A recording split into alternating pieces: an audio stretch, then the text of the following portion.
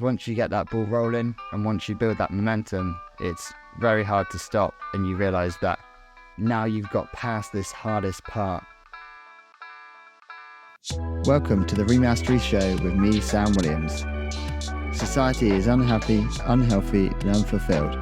I share the lessons I've learned and the mistakes I've made trying to live the opposite path. Next year in May, I've got my first 100-mile race. I've got a 6-month training plan that I'm a few weeks into. And last Saturday, I had a 6-mile run planned in, and I procrastinated on it throughout the whole day. I was meant to do it in the morning, and I procrastinated on it the whole day. And then it got to the afternoon, I knew I had to do this run, and it was cold, it was wet, it was dark, and I really didn't want to do it. But something I remembered was that starting is the hardest part, and the Norwegians have a saying for this. I'm not going to butcher the actual saying, but it translates to the doorstep mile. It's that first mile of getting out the door, that first part of just getting out the door is always the hardest part. This show is going to be about how I tricked my brain into overcoming the procrastination. Once you get the ball rolling, it's hard to stop. Once you've pushed that ball over the edge and you build that momentum, it's hard to stop. So here's how you can trick your brain into overcoming the hardest part. Step 1 is making that first step as easy and as small as possible. So for me, obviously, I had to run that 6 miles. This seemed like a big effort. So I thought to myself, what is the smallest part of that I can do? For me, that was putting on my running shorts. It's just about breaking that big goal into the tiniest first step.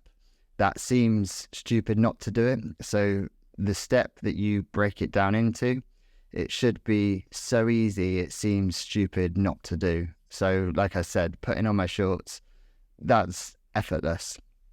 But the thing with this first step is it gets that ball rolling. It might be that you need to finish a project. That tiny first step might just be to get out your laptop or get out the bits that you need to start the project. It's that setting up phase. That's essential. This is the essential part, is making that first step so easy and so small that it seems silly not to do it. Next, you want to, again, break it down and make each step incrementally harder. Taking the 6-mile run as an example, the first step was just putting on my shorts. The next step was to put on the rest of my exercise clothes, so my top and then my shoes. Each of these steps is like pushing the ball slightly more to the top of the hill, ready to roll back down. Each step you complete builds that momentum. You want to make each step still small and easy, but slightly harder than the last one. So you're slightly increasing the effort that you need to make. If we use the example that we used before of the project that you had to complete, you've now got out your laptop.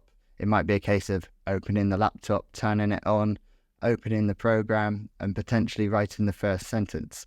So again, it's about making these steps so easy it seems stupid not to do them, but making them incrementally harder so you're pushing that ball up the hill. Then next, a key thing is you want to forget about what you need to do and focus just on the next step. With the run, if I focused on the 6-mile run that I had to do, I may still procrastinate on that first step.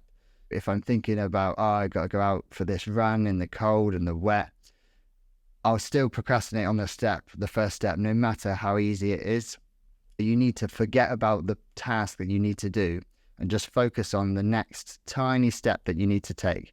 So you've completed this first tiny step. What's the next tiny step that you need to do? So I've put on my shorts. What's the next tiny thing I need to do? I need to put on my top. What's the next tiny thing? I need to put on my shoes. And just forget about the outcome. Forget about doing the task, whatever it is.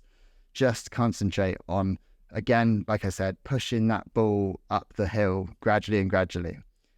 And then finally, you want to commit to the first 5 minutes and give yourself permission to stop after those 5 minutes if you still don't feel like doing it.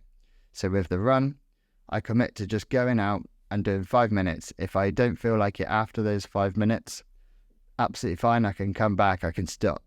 But to this day, I don't think I've ever completed the first 5 minutes of something and not continued going on it. Once you've got that ball rolling, committing to these first 5 minutes is like getting to the top of that hill with the ball and giving that last shove off the top of the hill and letting momentum take you down or take the ball down.